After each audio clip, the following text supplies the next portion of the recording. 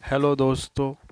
आज हम इस वीडियो में देखेंगे कि जो जवाहर नवोदय विद्यालय होते हैं उसमें होम डिस्ट्रिक्ट में पोस्टिंग मिलते हैं या नहीं।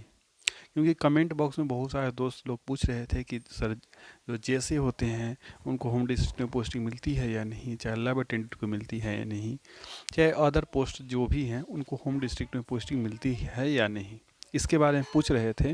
तो मैंने सोचा कि चलो एक वीडियो बना देते हैं ताकि सारे लोगों का डाउट क्लियर हो जाए। ठीक है दोस्तों। उसके अलावा एक कमेंट ये भी आया था कि प्लेन एरिया में मैक्सिमम कितने दिन रह सकते हैं। जो प्लेन एरिया में अगर आपको ट्रांसफ़र हो गया तो वहाँ के स्कूल में आप मैक्सिमम कितने दिन रह सकते हैं, तो ये भी देखेंगे। उसके अलावा प्रायोरिटी कैटेगरी के आधार पर ट्रांसफ़र कितने दिन में हो जाता है। जैसे कोई सिंगल लेडी है, ठीक है दोस्तों, चाहे कोई विडो है, ठीक है, तो इस तरह से जो प्रायोरिटी कैटेगरी पर होता है ट्रांसफ़र, तो वह कितनों दिनों में हो जाता है। चाहे किसी का स्पाउस जैसे वाइफ या हस्बैंड जॉब में है तो उनका कितने दिन में ट्रांसफ़र हो जाएगा, ये सारे प्रायोरिटी कैटेगरी आता है। तो ये सारे देखेंगे कि कितने दिन में हो जाएगा।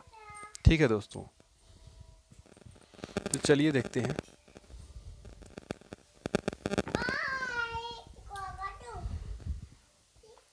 तो दोस्तों आप देख लो, एक ट्रांसफ़र पॉलिसी का जो सर्कुलर आया है एनवीएस का, उसी के आधार पर आपको बता रहा हूँ।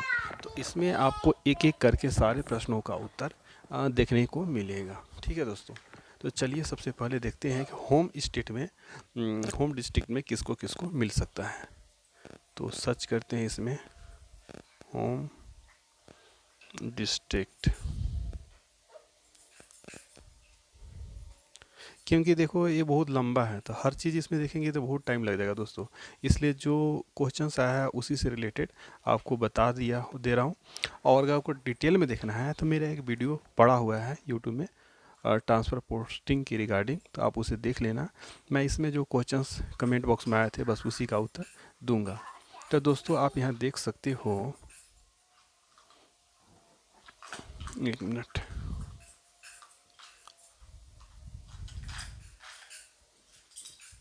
यहाँ दोस्तों आप देख सकते हो कि जो ट्रांसफ़र पॉलिसी है उसके अनुसार introduction of recognition and weighting for multiple priority category, introduction of no displacement for employee of cadre below JSA. जो जेएसए के बिलो के एम्प्लॉई हैं उनका डिस्प्लेसमेंट नहीं होता है। ठीक दोस्तों, एक तो ये है। और जो उनको होम डिस्ट्रिक्ट में भी मिल जाता है। ठीक है, जैसे कि आप देख सकते हो यहाँ लैब अटेंडेंट मेस हेल्पर चौकीदार सीसीएस चौकीदार cum sweeper along with introducing home district posting for these cadre. यानी जो ये कार्डर हैं जैसे ईसीपी हो गए, ड्राइवर हो गए, कुक हो गए, लैब अटेंडेंट हो गए, मेस हेल्पर हो गए, चौकीदार हो गए, ये सारे को आपको होम डिस्ट्रिक्ट मिल जाता है। ठीक है, मिल जाता है। पहले नहीं मिलता था लेकिन अब मिल जाता है। और उसके अलावा जो जैसे हैं उनको नहीं मिलता है, एसएसए यूडीसी ओएस बाकी जितने भी टीचर हैं वो सारे को नहीं मिलेगा। केवल ईसीपी को मिल सकता है, ड्राइवर को मिल सकता है, कुक को मिल सकता है, लैब अटेंडेंट को मिलता है, मेस हेल्पर को मिल सकता है, चौकीदार को मिल सकता है, एंड चौकीदार को स्वीपर को होम डिस्ट्रिक्ट मिल सकता है। लेकिन बाकी जो पोस्ट रहेंगे हैं उनको होम डिस्ट्रिक्ट तो नहीं मिलेगा लेकिन होम स्टेट में मिल जाता है।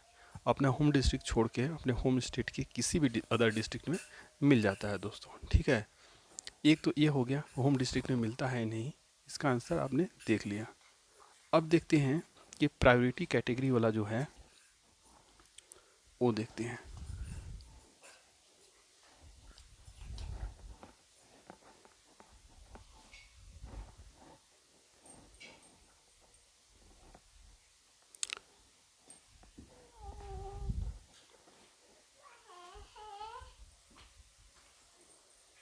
तो दोस्तों आप यहाँ देख सकते हो प्रायोरिटी कैटेगरी का मैंने निकाल लिया है। तो प्रायोरिटी कैटेगरी में सिंगल लेडी के आधार पर भी ट्रांसफ़र होता है। ठीक है, तो एक मिनट आपको दिखाता हूँ।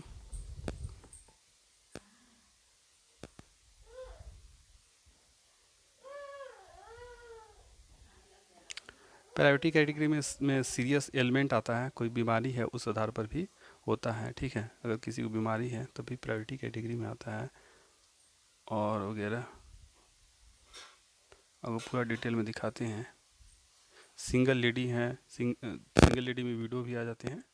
उसका अनमैरिड लेडी आ जाते हैं, डाइवोर्स लेडी आ जाते हैं, ये सारे हैं, ये सभी सिंगल लेडी के प्रायोरिटी कैटेगरी का लाभ उठा सकते हैं। तो अब यहाँ देख सकते हो प्रायोरिटी कैटेगरी के आधार पर ट्रांसफ़र कितने वर्ष में हो जाता है। तो प्रायोरिटी कैटेगरी के आधार पर फिजिकली हैंडीकैप्ड वाला है तो 2 इयर्स एट प्रेजेंट स्टेशन अगर आप कंप्लीट हो गया है तो आप प्रायोरिटी कैटेगरी के आधार पर ट्रांसफ़र ले सकते हैं। उसके अलावा अगर सीरियस एलिमेंट है, कोई बीमारी लग गई है, तो उसके आधार पर भी 2 साल में आप ले सकते हैं। उसके अलावा स्पाउस केस, अगर कोई आपका वाइफ या हस्बैंड गवर्नमेंट जॉब में है, जैसे कि एनवीएस में ही है या सेंट्रल गवर्नमेंट में या स्टेट गवर्नमेंट में या किसी पीएसयू में, पब्लिक सेक्टर अंडरटेकिंग में है, तो आप 2 साल में ट्रांसफ़र ले सकते हैं। उसके अलावा सिंगल लेडी में कौन कौन आ जाते हैं देख लो, widow lady, unmarried, divorce lady, ये आ जाते हैं। तो इसके आधार पर भी 2 साल में आप ट्रांसफ़र ले सकते हैं। ठीक है दोस्तों, तो ये तो हो गया प्रायोरिटी कैटेगरी के आधार पर। एंड आप कितने साल रह सकते हैं ये बताता हूँ आपको। जो प्लेन एरिया के एक बार आप ट्रांसफ़र ले लिए तो वहाँ कितने साल तक रह सकते हैं, तो वो एक को दिखाता हूँ आपको।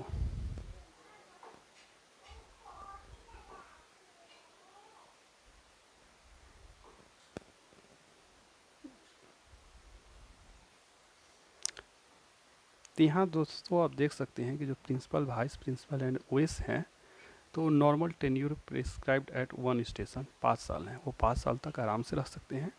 उसके अलावा बाकी जो ये पोस्ट हैं, पीजीटी टीजीटी हो गए हैं, उसके अलावा staff nurse, catering assistant, senior secretariat assistant, junior secretariat assistant, ये 7 साल तक आराम से रह सकते हैं। इससे ज़्यादा टाइम पर भी रह सकते हैं, लेकिन उसके कुछ कंडीशन है दोस्तों। ठीक है, जैसे मेडिकल ग्राउंड वगैरह पर। ठीक है, तो 7 साल तक तो आप आराम से रह सकते हो, 7 साल आपको कोई हिलाने वाला नहीं है। ठीक है दोस्तों, तो आई होप आपको यह समझ में आ गया होगा। और देखते हैं और कोई खास कोई प्रश्न बच गया हो तो उसका भी आंसर देने की कोशिश करते हैं। तो प्लेन एरिया मैक्सिमम कितने दिन तक रह सकते हैं, 7 साल तक रह सकते हो, इसमें तो कोई डाउट नहीं है। और आगे शायद 10 या 15 साल है कि आप उतना रह सकते हो मेडिकल ग्राउंड पर, लेकिन बिना मेडिकल वगैरह ग्राउंड पर 7 साल आप रह सकते हो। ठीक है, और प्रायोरिटी कैटेगरी वाला आंसर हो ही गया, हार्ड एरिया से कितने दिन में ट्रांसफ़र प्लेन एरिया में हो जाएगा। तो चलिए अब इसका आंसर बच गया है, तो इसका आंसर देख लेते हैं। प्लेन एरिया से कितने दिन में ट्रांसफ़र हो जाता है और हार्ड एरिया से कितने दिन में ट्रांसफ़र हो जाता है, इस सारे के नियम देखते हैं दोस्तों। तो प्रायोरिटी कैटेगरी के आधार पर आपने देख लिया। अब देखते हैं कि ट्रांसफ़र फ्रॉम नॉर्मल या plain station to very hard station या सेमी हार्ड स्टेशन, यानी आप प्लेन स्टेशन से हार्ड स्टेशन में कराना चाहते हैं। अगर आपका जॉब लगा है जो कि हार्ड स्टेशन में आता है, और सॉरी, ट्रांसफ़र फ्रॉम नॉर्मल या plain station to very hard station, अगर आपका जहाँ जॉब लगा है वो प्लेन स्टेशन में आता है। ठीक है, प्लेन स्टेशन में, और आप हार्ड में कराना चाहते हैं या सेमी हार्ड में कराना चाहते हैं या वेरी हार्ड में, तो आपका 2 साल में हो जाएगा। ठीक है, अगर आप transfer from very hard station, अगर वेरी हार्ड स्टेशन है तो वहाँ से आप कराना चाहते हैं तो 2 year at present very hard station, अगर वेरी हार्ड स्टेशन से कराना चाहते हैं तो आपका 2 साल में हो जाएगा।